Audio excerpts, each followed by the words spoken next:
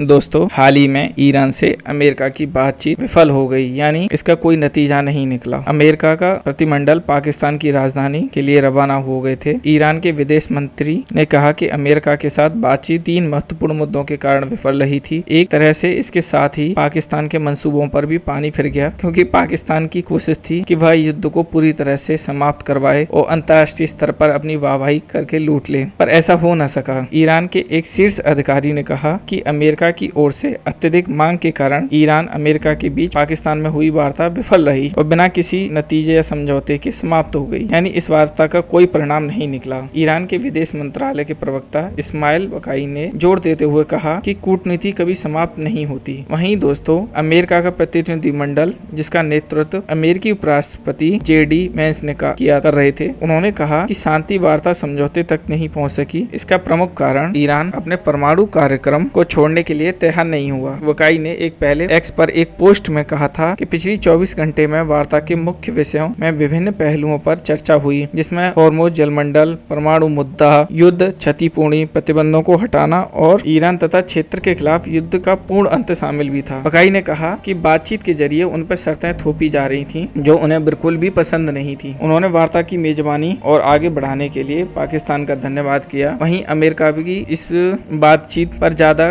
खुश भी नजर नहीं आया। आपको क्या लगता है दोस्तों, इन दोनों देशों के बीच वार्ता का क्या नतीजा होना चाहिए या फिर क्या नतीजा निकल सकता है? आप अपनी राय हमें जरूर दें, हमें कमेंट करें, लाइक एंड सब्सक्राइब करें। Thank you.